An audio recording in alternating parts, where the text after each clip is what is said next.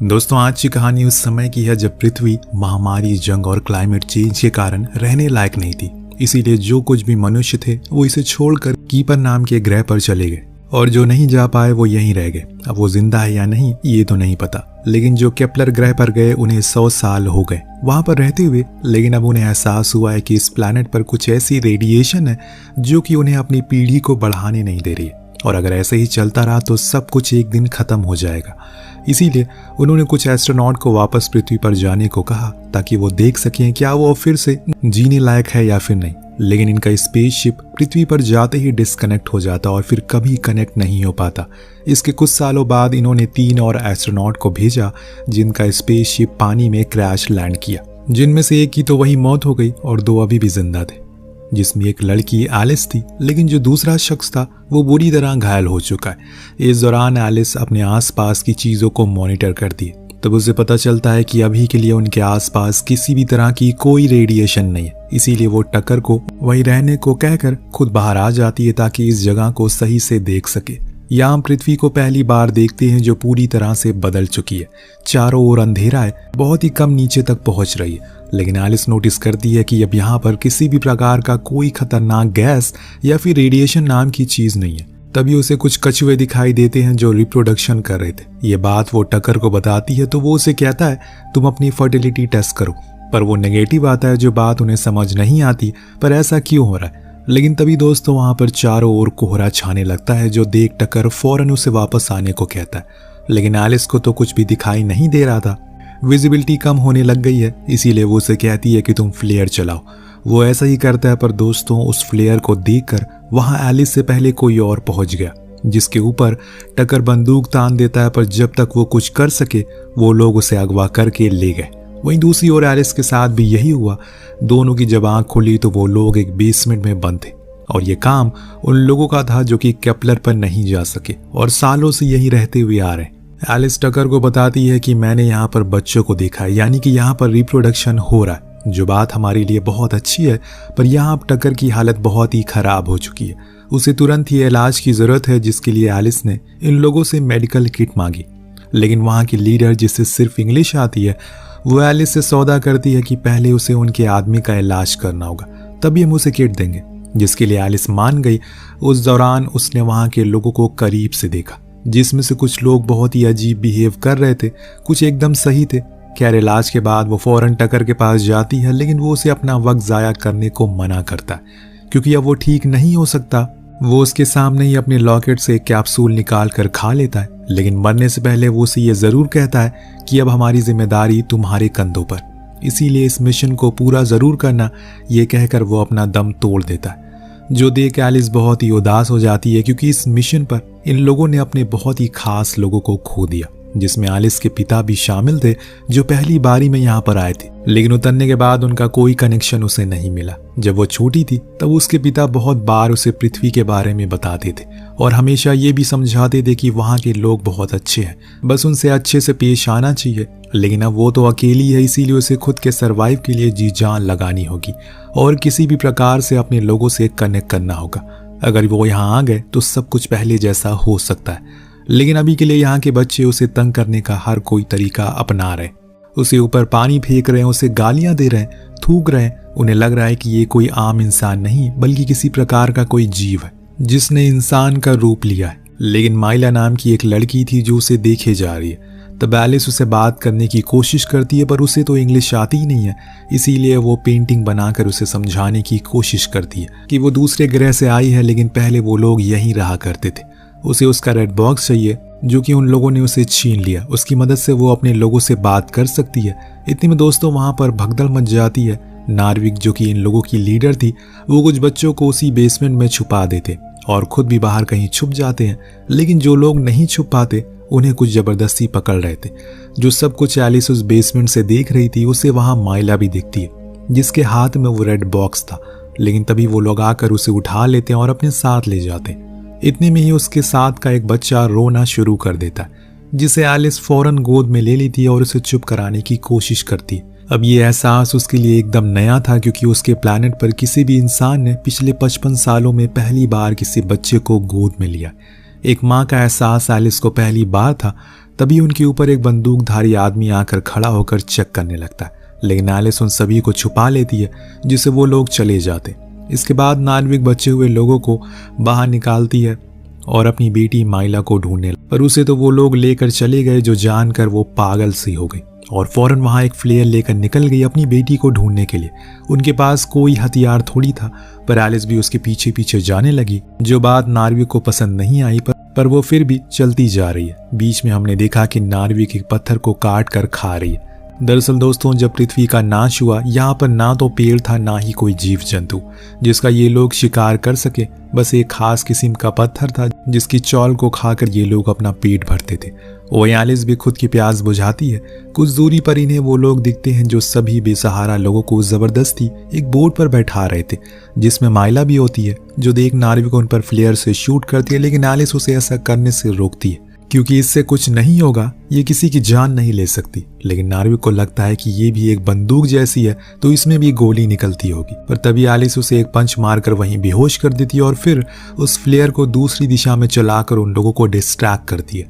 खुद तैर करके उस बोट तक पहुंच गई जहां उसे रेड बॉक्स भी मिल गया, लेकिन तभी वहां पर वो लोग आ गए, जिसके कारण उसे भी उन लोगों के साथ छुपना पड़ा जिन्हें उन लोगों ने बंदी बनाया हुआ था। कई घंटे के सफर के बाद इन्हें एक बड़े से शहर में लाया जाता, जो कि अब समुद्र में डूबा हुआ था। वहां पर एक टूटी हुई शिप खड़ी थी, जिसके अंदर इन लोगों को लेकर लाइन से खड़ा कर दिया गया। फिर पेलिंग नाम का बंदा आकर सभी को चेक करने लगा।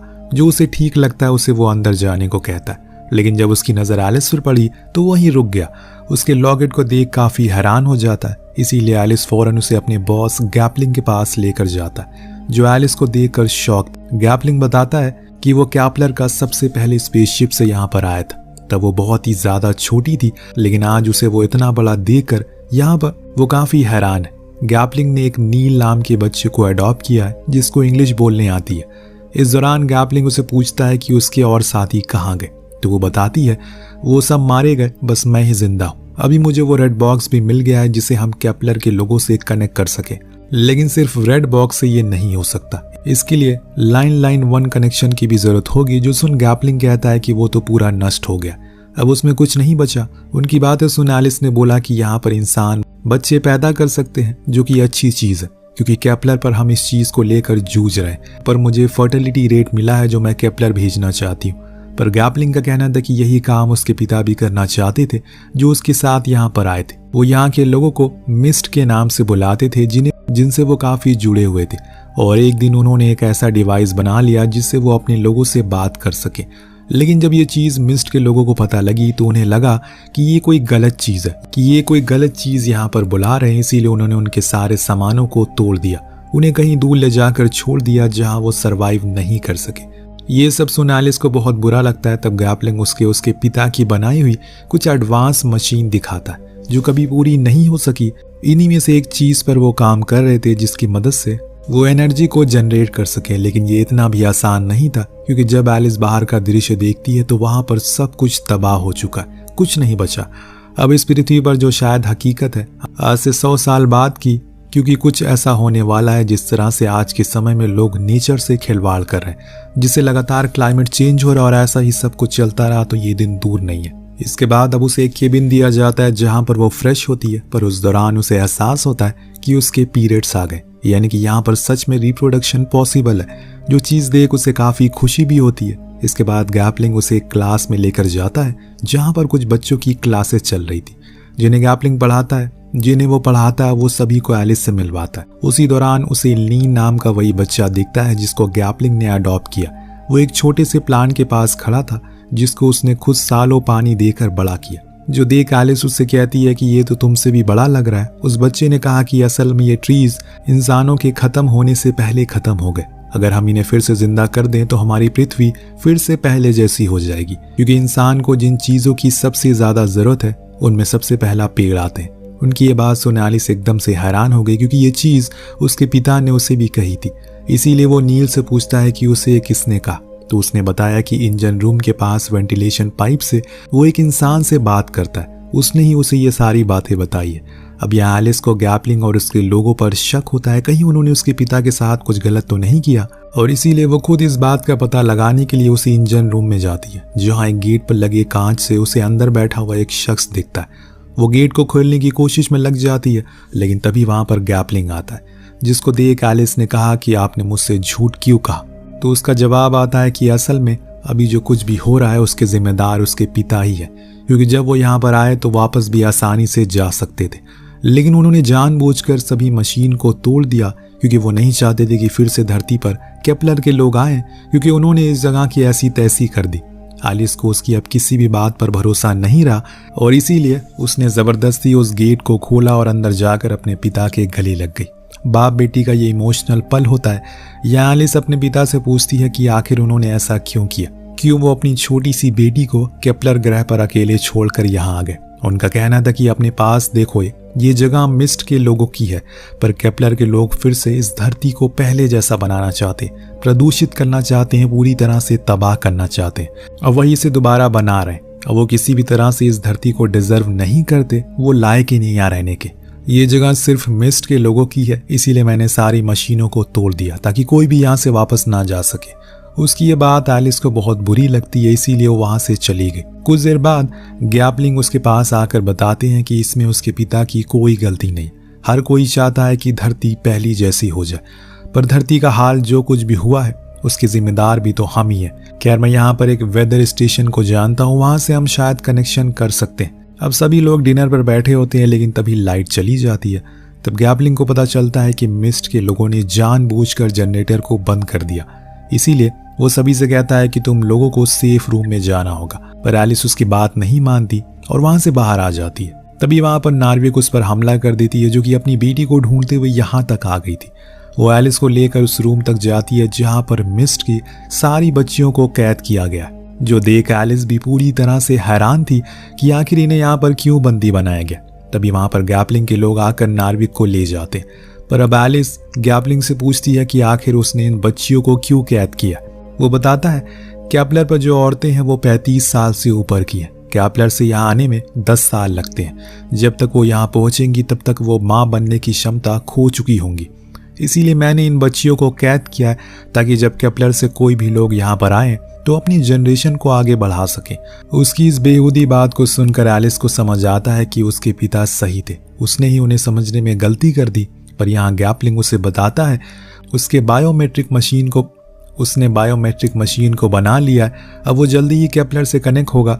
अब एलिस जब अपने रूम में जाती है तो वहां उसे माइला छुपी हुई मिलती है। वो उसे अंदर बुला लेती है, लेकिन तभी वहां पर पेलिंग आ गया, जो उसे अकेला देख उसके साथ जबरदस्ती करने लगा। लेकिन एलिस ने बड़ी ही चालाकी से उसका शिकार कर दिया, फिर माइला को लेकर उन मिस्ट के लोगों को भी आजाद कर दिया और सभी मिलकर धाबा बोल देते हैं और वो अपने पिता जॉन के पास गई, जिन्हें उन्हें सब कुछ बता दिया। पर उन्हें तो पहले से ही सब चीजों के बारे में मालूम था। वो उसी खिड़की से गैपलिंग और उसके परिवार को वेदर स्टेशन जाते हुए दिखाते, जहां से वो केपलर के लोगों को संदेश भेज सकते हैं ताकि वो यहाँ आ सके। पर एलिस को अब उसे ऐसा करने से रुकना है, पर इससे पहले वो सभी मिस्ट वालों को एक बोट पर बैठा देती है और फिर खुद बंदूक लेकर गैपलिंग के पास जाती है। लेकिन अब गैपलिंग अपना असली रूप दिखाता है, वो नील को ही बंदी बना लेता है। तब उसकी माँ एलिस को सच बताती है, असल में नील उसका ही भाई है। उसके पिता से वो प्यार करती थी, लेकिन गैपलिंग ने उसके बेटे को अपने मतलब के लिए इस्तेमाल किया, फिर उसके पिता से अलग करके इस एरिया को खुद के कंट्रोल में ले लिया। इससे आगे वो कुछ और बोल पाती कि तभी गैपलिंग उसे गोली मारकर जान से मार देता है। नील की भी जान का खतरा था, इसीलिए एलिस अपनी बंदूक को नीचे रख देती है, तो वहीं गैपलिंग मैसेज को भेजना शुरू करता है। और तभी एलिस उस पर कूद जाती है और दोनों ही पानी में गिर जाते। एलिस उसे पानी में डुबाकर मार देती है, लेकिन वो खुद भी डूबने लगी थी। पर तभी नार्विक आकर उसकी जान बचाती है और उसे ऊपर शिप पर लेकर आती है, जहां पर सभी मिस्ट के लोग मौजूद थे, साथ में उसके पिता भी। इस बीच नील अपनी बहन से पूछता है क्या वो लोग आ रहे, तो वो हाँ में जवाब देती है और कहती है कि हमें तैयार रहना होगा क्योंकि ये धरती हमारी है। उन्होंने इसे तबाह किया, यानी कि दोस्तों गैपलिंग ने मैसेज भेज दिया। एलिस ने थोड़ी सी देर कर दी। अगर वो लोग यहाँ पर आ गए तो वो सभी मिस्ट के लोगों को गुलाम बना लेंगे अपने एडवांस हथियारों की मदद से, लेकिन अभी उसमें 10 साल है। तब तक एलिस के पिता कुछ ऐसी चीजें बना लेंगे जिससे वो उन्हें रोक सके। आपको क्या लगता है, क्या ऐसा सच में कुछ हो सकता है या फिर ये धरती का वही हाल हो जाएगा जैसे कि पहले था? आपको कहानी कैसी लगी कमेंट में जरूर बताइएगा। मिलते हैं अगली वीडियो में। Thank you so much watching. Peace out.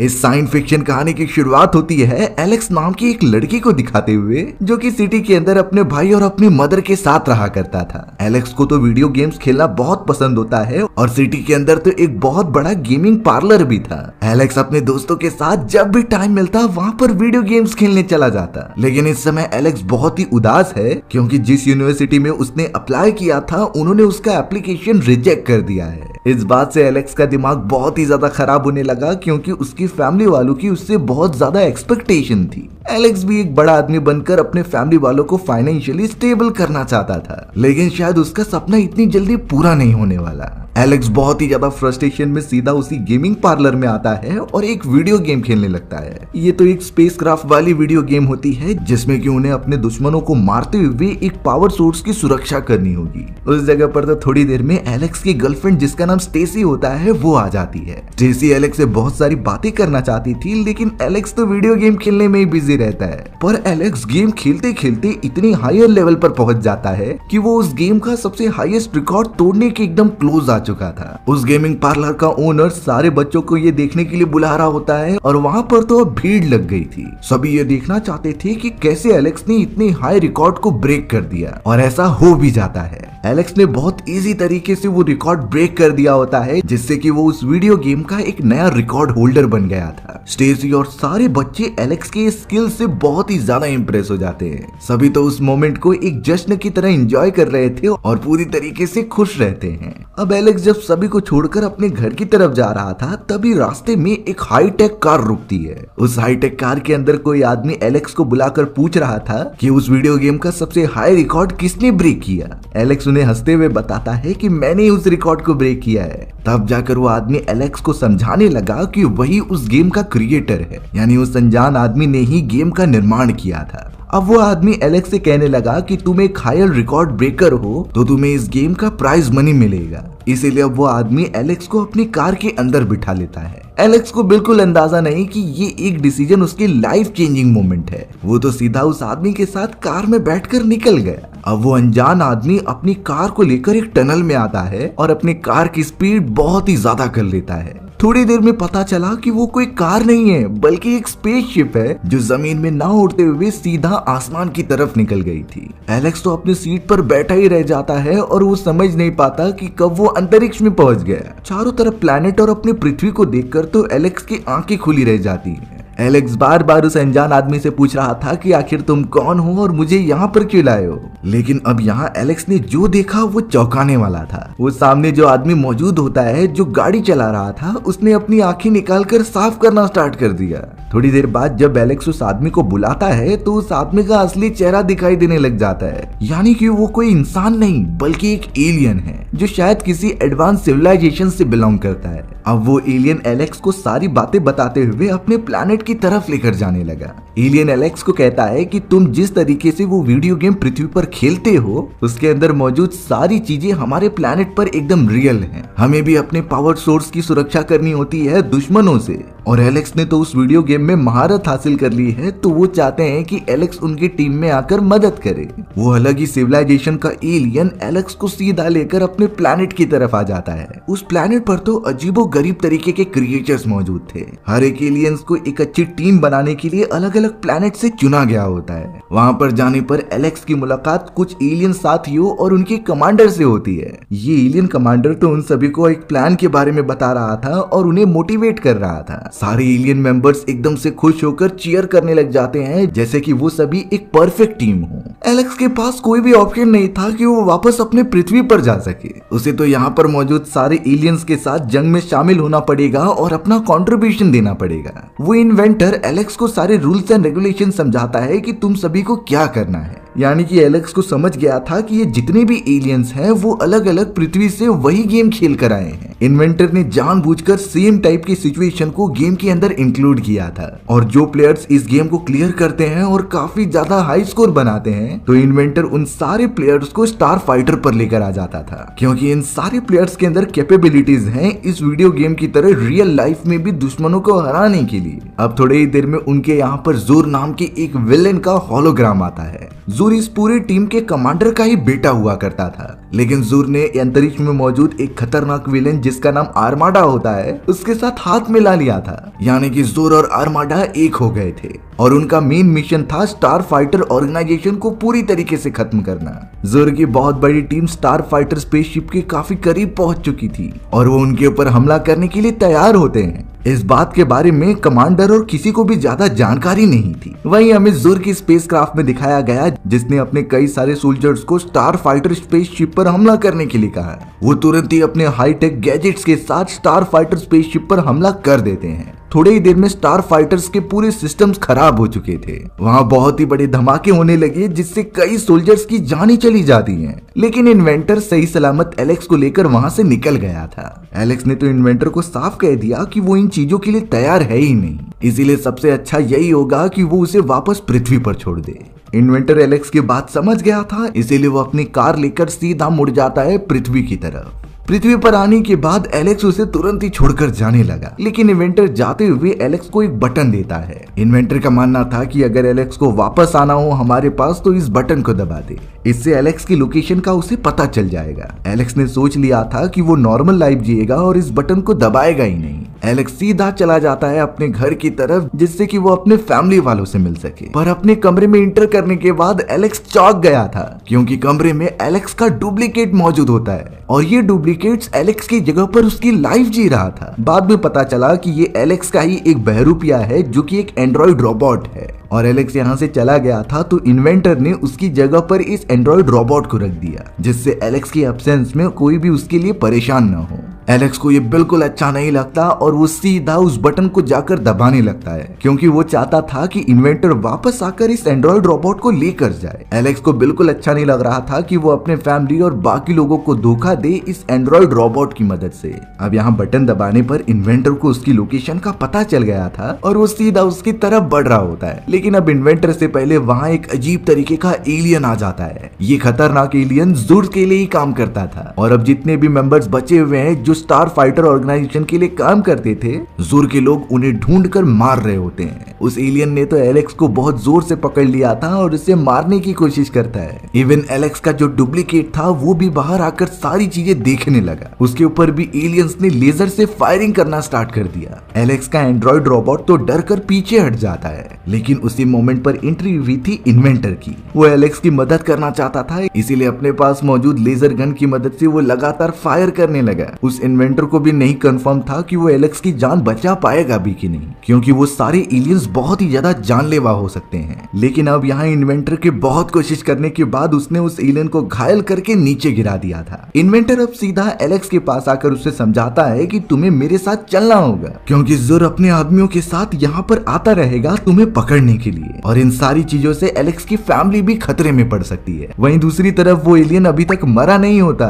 और अब वो अपने लेजर बीम से इन्वेंटर के ऊपर हमला कर देता है। इन्वेंटर को बॉडी पर काफी चोट लग गई थी, पर उसने अपनी बची हुई लेजर गन की मदद से एलियन को पूरी तरीके से खत्म किया। इन्वेंटर तो एलेक्स को समझाने लगा कि मुझे तुम्हारी प्रोटेक्शन करनी होगी, इसीलिए अब एलेक्स भी राजी हो जाता है इन्वेंटर के साथ जाने के लिए। पृथ्वी पर तो एलेक्स का एंड्रॉइड रोबोट उसकी जगह लेकर सारी चीजें संभाल लेगा, तो एलेक्स को अपने फैमिली की कोई टेंशन लेने की जरूरत नहीं। इन्वेंटर अब सीधा एलेक्स को एक बहुत ही बड़े प्लेनेट की तरफ लेकर चला जाता है जहां उसके सभी सोल्जर्स रहा करते थे। लेकिन वहां पहुंचते पहुंचते इन्वेंटर इतना घायल हो चुका था कि उसकी मृत्यु हो जाती है। ये एलेक्स के लिए बहुत ही दुखद मोमेंट था, क्योंकि इन्वेंटर ही होता है जिसने शुरुआत से ही एलेक्स के ऊपर भरोसा किया था और एक फादर की तरह उसकी प्रोटेक्शन की थी। उस प्लेनेट के ऊपर एलेक्स को एक दूसरा सोल्जर मिलता है जिसका नाम ग्रीक था। यहाँ से ग्रीक ही एलेक्स को नई ट्रेनिंग देगा और उसे तैयार करेगा एक बहुत ही बड़ी जंग के लिए। ग्रीक ने एलेक्स को एक स्टार फाइटर की स्पेसशिप दे दी, क्योंकि एलेक्स को आगे चलकर स्पेसशिप को कंट्रोल करना सीखना है और उसी की मदद से दुश्मनों को खत्म करना है। ग्रीक और एलेक्स अपनी अपनी स्पेसक्राफ्ट लेकर अंतरिक्ष में चले जाते हैं जिससे कि वो ट्रेनिंग कर सके।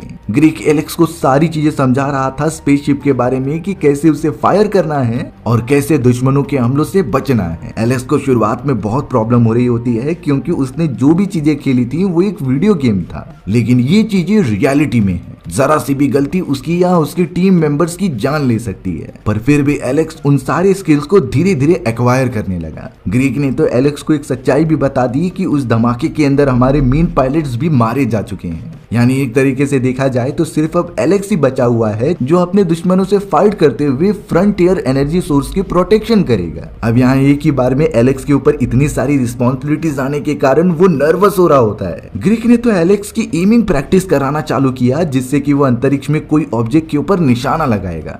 चौंकाने वाली बात ये होती है कि उस मोमेंट पर भी एलेक्स का निशाना एकदम सटीक होता है, यानी वो किसी भी ऑब्जेक्ट पर बहुत बारीकी से देखता था और उस पर निशाना लगाता था। देखते ही देखते एलेक्स ने अपना ट्रेनिंग सेशन कंप्लीट कर लिया जिससे कि ग्रीक भी अब बहुत ज्यादा इंप्रेस हो जाता है। वो दोनों काफी नए स्किल सेट सीखने के बाद वापस जा रहे होते हैं, पर तभी ग्रीक को फ्रंटियर एनर्जी सोर्स के आसपास एक स्पेसक्राफ्ट दिखाई देता है। अब अपने एआई सिस्टम के पूछने के बाद भी वो उस अनजान स्पेसक्राफ्ट के बारे में कुछ बता नहीं रहा था, जिससे कि अब एलेक्स और ग्रीक समझ गए होते हैं कि ये जरूर जूर या फिर अरमाडा के लोगों की स्पेसक्राफ्ट होगी जो जरूर यहाँ पर इन्वेस्टिगेशन करने आए होंगे। एलेक्स तो अब यहाँ ग्रीक की कमांड दिए बिना ही उस स्पेसक्राफ्ट का पीछा करने लगा। दुश्मनों का स्पेसक्राफ्ट लगातार चट्टानों के अंदर होते हुए जा रहा था, जैसे कि उन्हें पता चल गया हो कि उनका पीछा किया जा रहा है। अब एलेक्स को जिस पॉइंट पर लगा कि वो निशाना लगा सकता है तो उसने तुरंत ही फायर कर दिया। ये निशाना सीधा उस दुश्मनों के स्पेसक्राफ्ट पर लग जाता है और वो वहीं पर डिस्ट्रॉय होकर मारे जाते हैं। ग्रीक तो एलेक्स की इस डिसीजन से काफी इंप्रेस हो चुका था, क्योंकि ऐसे क्रिटिकल डिसीजंस तो काफी एक्सपीरियंस के बाद लिए जा सकते थे। बट सबसे बड़ी प्रॉब्लम ये हो जाती है कि वो दोनों ट्रेवल करते हुए उस लोकेशन में आ गए होते हैं जहाँ पर आर्माडा के लोगों के कई सारे स्पेसक्राफ्ट मौजूद थे और अब वो बहुत ही तेजी से बढ़ रहे होते हैं उनकी तरफ हमला करने के लिए। लेकिन एलेक्स उस मोमेंट पर भी घबराता नहीं है। उसके पास जो एमिंग स्किल्स थी वो उसी की मदद से उन स्पेसक्राफ्ट पर भी हमला करने लगा। ग्रीक भी इन सारी चीजों में एलेक्स का साथ देता है और दोनों एक अच्छे कोऑर्डिनेशन बिठाकर उन सारे स्पेसक्राफ्ट को डिस्ट्रॉय करने में कामयाब हो जाते हैं। उन दोनों ने मिलकर एक बहुत ही बड़े खतरे को साथ मिलकर खत्म कर दिया, जिसके बाद एलेक्स और ग्रीक वापस अपने प्लेनेट की तरफ बढ़ चलते हैं। ग्रीक को शॉकिंग बात ये लग रही थी कि जो काम वो एक टीम बनकर नहीं कर पाते थे वो एलेक्स और उसने ही मिलकर कर दिया। यानी सच में एलेक्स के पास काफी अच्छी स्किल्स मौजूद हैं जिससे कि वो आगे चलकर एक अच्छा सोल्जर बन सकता है। अब हमें यहाँ पृथ्वी की तरफ एलेक्स का डुप्लीकेट और उसकी गर्लफ्रेंड स्टेसी दिखाई जाती है। एलेक्स का डुप्लीकेट और स्टेसी एक दूसरे के साथ होते हैं और बहुत ही ज्यादा क्लोज आने की कोशिश करते हैं, पर स्टेसी यहाँ एलेक्स के साथ काफी सारी बातें करना चाहती थी और वो कर भी रही होती है। लेकिन थोड़ी ही देर बाद स्टेसी को शक होने लगा क्योंकि एलेक्स प्रॉपर आंसर नहीं दे रहा था। स्टेसी तो एलेक्स से पूछने लगती है कि तुम्हें आखिरकार हो क्या गया है। थोड़ी देर में ही एलेक्स का डुप्लीकेट जो एक एंड्रॉइड रोबोट था वो सारी सच्चाई स्टेसी को बताने लगा, क्योंकि उसे झूठ बोलने के लिए प्रोग्राम नहीं किया गया था। एलेक्स का डुप्लीकेट स्टेसी से कह देता है कि असली एलेक्स तो अंतरिक्ष में मौजूद है जो एक बड़ी जंग लड़ने जा रहा है, वहीं उसके एब्सेंस में मुझे यानी कि एंड्रॉइड रोबोट को उसकी जगह पर रखा गया था। स्टेसी शुरुआत में एलेक्स की किसी भी बातों पर भरोसा ही नहीं करती। हमें अब थोड़ी ही दूरी पर एक आदमी दिखाया जा रहा था जो स्टेसी और एलेक्स की बातें सुन रहा होता है। ये कोई और नहीं बल्कि जुर का ही मेंबर था जो इंसानी रूप में होता है। जब उस मेंबर को पता चल गया कि असली एलेक्स अंतरिक्ष में मौजूद है, क्योंकि स्टारशिप ऑर्गेनाइजेशन के सारे मेंबर्स मारे जा चुके थे ऐसी खबर उन्हें मिली थी, पर अगर एक मेंबर भी जिंदा है तो उनके प्लान में बाधा आ सकती है। इसीलिए अब उस आदमी ने जुर को तुरंत ही कांटेक्ट करके ये बता दिया कि एलेक्स नाम का वो खतरनाक सोल्जर अभी भी जिंदा है जो हमारे प्लान के बीच में दखल अंदाजी कर सकता है। ये मैसेज भेजने के बाद ही उस एलियन ने सीधा एक गन निकाली और एलेक्स के डुप्लीकेट पर हमला कर दिया। एलेक्स के डुप्लीकेट को काफी चोट लगती है और वो आदमी वहां से भागने लगा। अब इस लेजर बीम के फायर से एलेक्स के बॉडी में थोड़ा छेद हो जाता है। उसके अंदर मौजूद सारे रोबोटिक पार्ट्स दिखाई दे रहे थे, जिससे कि स्टेसी को भी भरोसा हो गया था कि ये कोई एंड्रॉइड रोबोट है। अब सब कुछ समझा देने के बाद एलेक्स स्टेसी को सीधा एक कार में बिठाता है और उस एलियन का पीछा करने लगता है। एलेक्स के डुप्लीकेट ने तो काफी तेजी से गाड़ी चलाई और एक मोमेंट पर स्टेसी को कूदने के लिए कहा, और अब एलेक्स के डुप्लीकेट ने अपनी कार उस एलियन की कार से टकरा दी थी, जिससे वहां पर एक बहुत ही बड़ा धमाका हुआ और वो दोनों ही खत्म हो गए। स्टेसी ने तो ये डरा देने वाला मोमेंट अपने आंखों से देखा होता है। वहीं अब अंतरिक्ष के अंदर एलेक्स और ग्रीक बहुत ही ज्यादा डरे हुए थे। भले ही उन लोगों ने मिलकर जूर के कई सारे स्पेसक्राफ्ट को मार दिया होता है, पर अभी भी जूर और आर्माडा के पास काफी सारी सेनाएं मौजूद थीं। एलेक्स और ग्रीक को किसी भी हालत में फ्रंटियर एनर्जी सोर्स की प्रोटेक्शन प्रोटेक्शन करनी होगी, क्योंकि फुल मून के दौरान ही जूर और उसके सभी साथी हमला करेंगे उस फ्रंटियर एनर्जी सोर्स के ऊपर। ये एक ऐसा मोमेंट होता है जहां फुल मून के समय फ्रंटियर एनर्जी सोर्स के सारी प्रोटेक्शन डिवाइसेस खराब हो जाती हैं, और अगर उसके चारों तरफ प्रोटेक्शन नहीं रहेगा तो सबसे इजी वे है उस पर हमला करके उसे हथियाने का। ये सारी चीजें जूर और उसके साथियों को पता थी, इसीलिए वो उसी मोमेंट का इंतजार करते हैं और अपनी सेना को वहां पर लेकर आते हैं। एलेक्स और ग्रीक तो अपने स्टारशिप में बैठे हुए होते हैं दुश्मनों का मुकाबला करने के लिए, और शायद वो समय भी आ चुका था जब सारी सेना उनके सामने होती है। जूर और आर्माडा की एक मदर स्पेसशिप भी उनके साथ थी जो सारे सोल्जर्स को कमांड दे रही होती है। इसी वजह से अब एलेक्स और ग्रीक सीधा स्टारशिप को लेकर निकल पड़ते हैं मदरशिप की तरफ हमला करने के लिए। लेकिन जब यहाँ आर्माडा और उसके सारे सोल्जर्स को पता चला कि अभी भी एक स्टार फाइटर जिंदा है जो अपनी स्टारशिप लेकर उसकी तरफ बढ़ रहा है हमला करने के लिए, इसी वजह से आर्माडा जूर के ऊपर बहुत ही ज्यादा गुस्सा हो जाता है, क्योंकि जूर ने आर्माडा और उसके लोगों से कहा था कि उसने सारे स्टार फाइटर्स को खत्म कर दिया है। फिर आखिरकार ये स्टार फाइटर कहां से आ गया? आर्माडा को लगने लगा कि कहीं न कहीं जूर उसे धोखा दे रहा है, इसीलिए आर्माडा ने अपने सैनिकों को कहकर जूर को कैद करा दिया, और अब आर्माडा ने अपने सारे सोल्जर्स को बोल दिया होता है कि उस स्टार फाइटर को भी खत्म कर दो। लेकिन तब तक एलेक्स मदर स्पेसशिप के एकदम निचले वाले हिस्से में पहुंच गया था और वहां के वेपनरी सिस्टम को डिस्ट्रॉय करने लगा था। एलेक्स को पता होता है कि मदर स्पेसशिप को डिस्ट्रॉय करना इतना आसान काम नहीं है। सबसे पहले उसे बाकी सोल्जर्स की स्पेसशिप को डिस्ट्रॉय करना होगा जो एक तरीके से मदर स्पेसशिप को प्रोटेक्ट करते थे। बहुत सारे स्पेसक्राफ्ट अब एलेक्स और ग्रीक के सामने आ जाते हैं जिन्हें कि अब जल्द से जल्द खत्म करना ही होगा, नहीं तो वो मारे जाएंगे। अब एलेक्स रियल में अपनी स्किल्स दिखाता है जो कि उसने वीडियो गेम्स खेल के डेवलप की थी। वो अपने स्टारशिप को कंट्रोल करते हुए ऐसे फायरिंग कर रहा था जिससे कि हर एक लेजर बीम के साथ हर एक स्पेसक्राफ्ट खत्म हो जाता है। ग्रीक ने भी इतनी अच्छी स्किल्स आज तक अपनी जिंदगी में नहीं देखी। ग्रीक भी अब लगातार एलेक्स की मदद करने लगा। दोनों मिलकर इतनी अच्छी कॉम्बिनेशन बिठाते हैं कि कोई भी स्पेसक्राफ्ट उनके सामने टिक नहीं पा रहा था। और अब यहाँ आर्माडा के आधे से ज्यादा स्पेसक्राफ्ट नष्ट हो चुके होते हैं। आर्माडा भी अब अपने मदरशिप से फायर करने लगा स्टारशिप यानी कि एलेक्स के ऊपर, पर एलेक्स की स्टारशिप छोटी थी इसीलिए वो उन हमलों से आसानी से बच जा रहा था। देखते ही देखते एलेक्स और ग्रीक ने सारे छोटे सोल्जर्स को मार दिया होता है और अब बची हुई थी सिर्फ मदरशिप। एलेक्स को पता था कि इतनी बड़ी मदरशिप को अलग अलग जगह पर वार करने से कुछ नहीं होने वाला, एक ही जगह पर कंसिस्टेंटली वार करना पड़ेगा जिससे कि वो सिस्टम्स खराब हो जाएं। एलेक्स को यह अंदाजा था कि मदरशिप में जो भी सिस्टम्स होते हैं वो इंटरकनेक्टेड थे। एक सिस्टम अगर फेलियर हो जाएगा तो बाकी को कमांड नहीं मिल पाएंगे और धीरे धीरे ये चेन रिएक्शन बढ़ता ही चला जाएगा। वो अपने सारी थियरी की चीजें अप्लाई कर रहा था और मदरशिप को एक ही जगह पर डैमेज करता है। एलेक्स का ये प्लान बहुत ही अच्छी तरीके से कामयाब हुआ। आर्माडा की वो मदर स्पेसशिप अब कुछ नहीं कर पाती और वो सीधा आउट ऑफ कंट्रोल होकर एक प्लैनेट पर जाकर गिरती है। आर्माडा के कई सारे सोल्जर्स उस पूरे प्रोसेस में मारे गए। एलेक्स और ग्रीक ने तो मिलकर उस पूरी फ्रंटियर एनर्जी सोर्स की प्रोटेक्शन की होती है जिससे कि उनके लोगों का एनर्जी कंजम्पशन चलता था। उन दोनों के लिए ये बहुत प्राउड मोमेंट होता है क्योंकि उन्होंने अपने सिविलाइजेशन की सुरक्षा की। अब यहाँ उन्हें लगने लगा था आर्माडा और उसकी पूरी टीम खत्म हो चुकी है, पर उन्हें अंदाजा नहीं कि ज़ुर सही समय पे स्पेसक्राफ्ट से बाहर निकल गया था जिसके पास शायद एक बहुत ही अलग प्लान है जो इन सभी को डिस्ट्रॉय कर सकता है। फिलहाल के लिए एलेक्स और ग्रीक अपने कमांडर से मिलते हैं जो बहुत ज्यादा खुश थे अपनी सिविलाइजेशन को सेफ पाकर। फ्रंटियर एनर्जी सोर्स भी एकदम सुरक्षित था तो उन्हें कोई टेंशन लेने की जरूरत नहीं।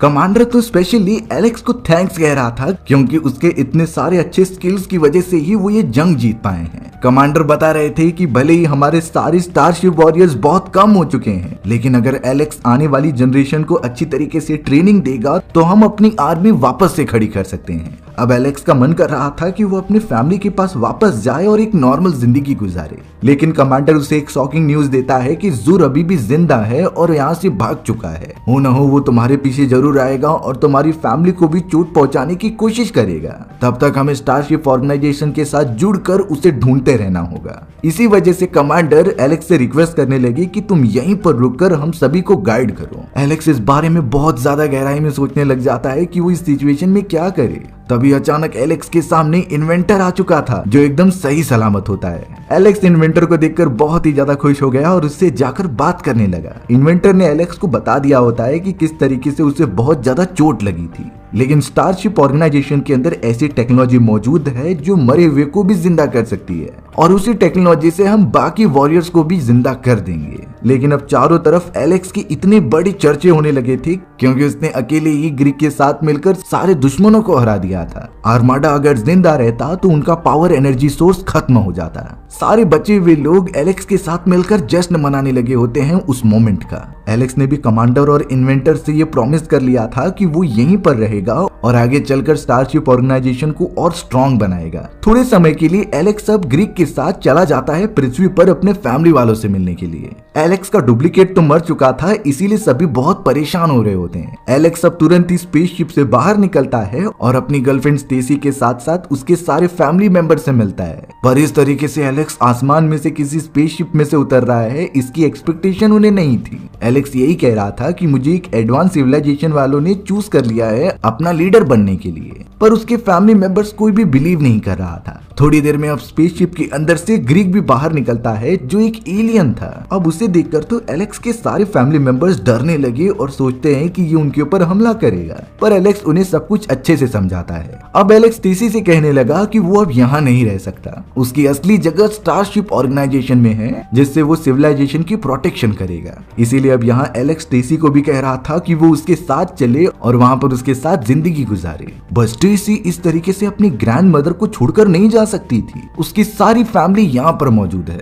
एलेक्स ने तो स्टेसी को ज्यादा फोर्स नहीं किया और अब वो सीधा स्पेसशिप के अंदर आकर वहां से जाने की तैयारी करने लगा। स्टेसी को बहुत बुरा लगता है क्योंकि वो एलेक्स से काफी प्यार जो करती थी। तब स्टेसी की ग्रैंड मदर उसके पास आती है और उसे जाने की परमिशन दे देती है। अब से स्टेसी की ग्रैंड मदर एलेक्स के फैमिली के साथ ही रहेगी और अब इन चीजों के बाद स्टेसी एलेक्स के साथ जाने के लिए राजी हो जाती है। एलेक्स भी इस बात से खुश हो गया और दोनों ही स्पेसशिप के अंदर बैठ गए। ग्रीक तो स्पेसशिप को आसमान की तरफ लेकर जाने लगा जहाँ पर स्टेसी और एलेक्स अपने फैमिली मेंबर्स को गुड बाय कह रहे थे। वो दोनों एक लंबे सफर के लिए निकल जाते हैं डीप स्पेस में और हमारी भी ये एडवेंचरस कहानी यहीं पर खत्म हो गई। सो व्यूअर्स, आपको ये स्टोरी कैसी लगी कमेंट सेक्शन में बताना भूलना मत। और अगर आपको मेरा एक्सप्लेनेशन 1% भी अच्छा लगा होगा ना तो वीडियो को लाइक एंड चैनल को सब्सक्राइब जरूर कर देना। मिलते हैं इसी तरीके की मजेदार वीडियोस में, तब तक के लिए बाय बाय।